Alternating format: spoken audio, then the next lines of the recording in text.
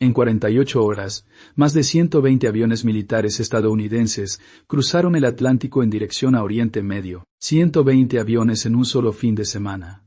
En silencio. Sin declaración de guerra. Sin votación en el Congreso. Sin que la mayoría de la gente en todo el mundo se diera cuenta de lo que estaba pasando. 48 F-16 IS-2 F-2 Raptors. 18 F-35. Furtivos. Más de 40 aviones cisterna para reabastecimiento en vuelo. Aviones de guerra electrónica. Aviones de vigilancia y 2 de los portaaviones más grandes del mundo. Posicionándose a distancia de ataque de Irán. El presidente de los Estados Unidos llamó a esta formación de Armada O. Y dijo en directo, en una rueda de prensa: "Giga, si no llegamos a un acuerdo, lo necesitaremos". No es un ejercicio. No es una demostración de fuerza simbólica. Los analistas militares dicen que esto no es un ensayo ya. Y mientras esto sucede en Oriente Medio, el oro está subiendo. La plata está subiendo. El petróleo está reaccionando y el sistema financiero mundial está procesando silenciosamente lo que una guerra en Oriente Medio significa para cada mercado, cada moneda, cada país del mundo, incluido Brasil, incluido su bolsillo. Quédese hasta el final, porque hoy voy a conectar lo que está sucediendo en el estrecho de Hormuz con el dinero que tiene ahorrado ahora, y esa conexión es más directa de lo que imagina. Dele a me gusta ahora. Suscríbase al canal Economía Invisible y cuénteme aquí en los comentarios desde dónde está viendo el vídeo. Quiero verle ahí abajo. Vamos a montar el cuadro completo, porque las noticias te dan fragmentos. Yo te voy a dar el mosaico completo. En junio de 2025, Estados Unidos e Israel llevaron a cabo la operación Midnight Hammer. Ataques a las instalaciones nucleares subterráneas de Irán. Una campaña de 12 días que mató a más de 1000 personas y destruyó una parte significativa de la infraestructura nuclear iraní. El mundo estuvo al borde del abismo durante semanas. El estrecho de Hormuz, por donde pasa aproximadamente el 20% de todo el petróleo que se comercializa en el mundo, estuvo amenazado de cierre. El oro se disparó.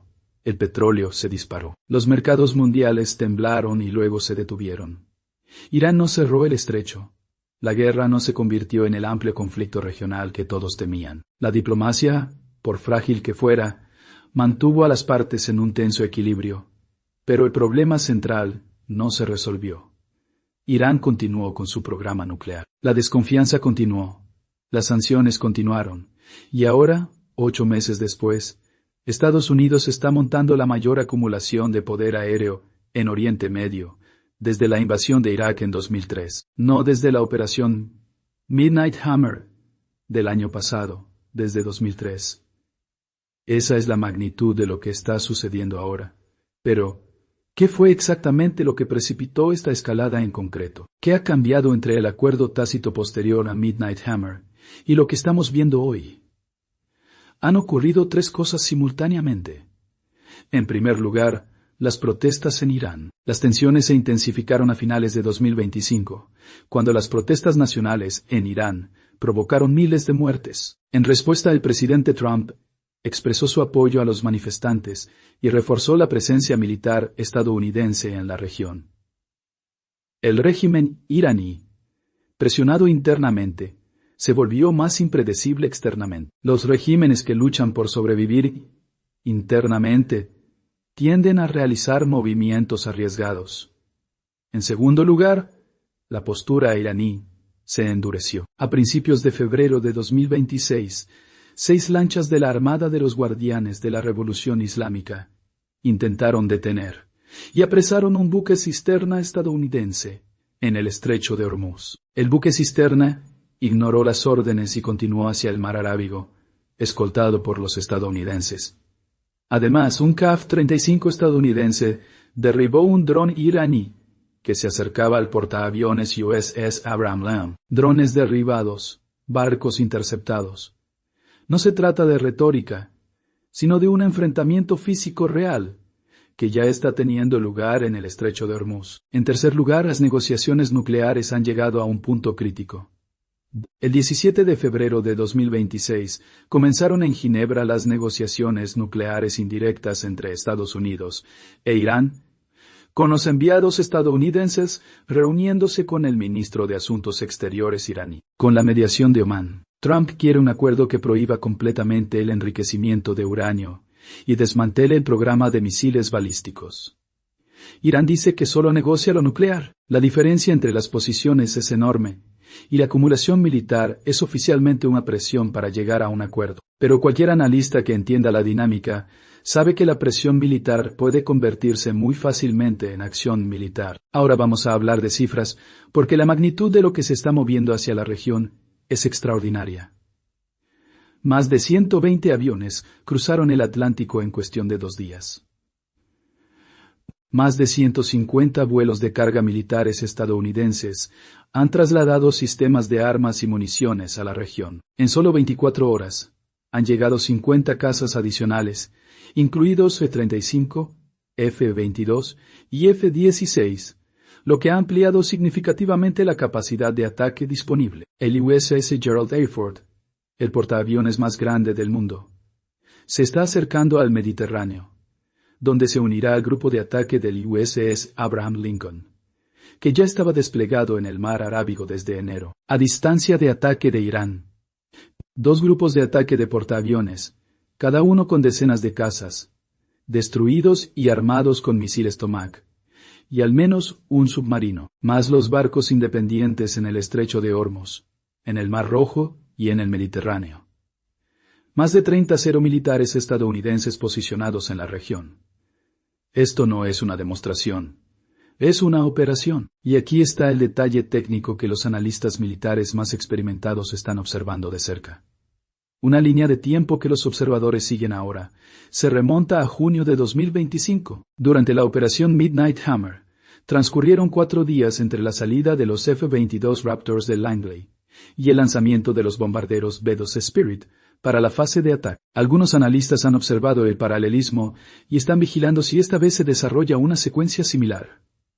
4 días desde el movimiento de los F-22 hasta el ataque de los BIOS. Y los F-22 ya se están moviendo. Pero hay una diferencia importante que los analistas también señalan. Mientras los aviones de largo alcance para ataques estratégicos no comiencen a moverse públicamente, no hay un indicador claro de que la acción cinética sea inminente. Al mismo tiempo, la vía diplomática permanece activa, la diplomacia activa, el gatillo listo, las dos al mismo tiempo. Esta es la situación exacta que más temen los mercados. Máxima incertidumbre, con máxima capacidad de ejecución. Ahora tengo que llevar esto a lo que realmente importa para quienes están viendo este vídeo. Hay una persona aquí que no tiene ningún interés en la geopolítica, que no sabe dónde está el estrecho de Hormuz, que no entiende la diferencia entre un F-35 y un F-22, que solo quiere saber una cosa. ¿Esto va a afectar a mi vida? Sí, y de forma muy concreta. El estrecho de Hormuz es el punto más estratégico de la economía energética mundial. Aproximadamente el 20% de todo el petróleo y el 25% del gas natural licuado comercializado en el mundo pasa por allí. Si este estrecho se cierra, se bloquea o incluso se ve seriamente amenazado, el precio del petróleo no sube un 10% o un 20%. Puede duplicarse o triplicarse. En cuestión de días, Brasil es un exportador de petróleo, pero también es un importador de derivados y productos petroquímicos, y cualquier choque en el precio del petróleo se transmite a toda la economía en cuestión de semanas. El combustible, el transporte, los alimentos, los plásticos, los fertilizantes, todo lo que tiene petróleo en la cadena de producción, que es prácticamente todo, se encarece. Y además del petróleo, existe el canal de transmisión financiera. El conflicto en Oriente Medio genera una huida hacia activos seguros. El capital sale de las economías emergentes. El real se devalúa. La inflación importada sube. Los tipos de interés suben para contenerla. El crédito se encarece. El crecimiento se desacelera. No hace falta estar en Oriente Medio para sentir una guerra en Oriente Medio. Llega hasta ti a través del precio del combustible en la gasolinera. Pero hay una capa aún más profunda en esta historia, que casi nadie está conectando.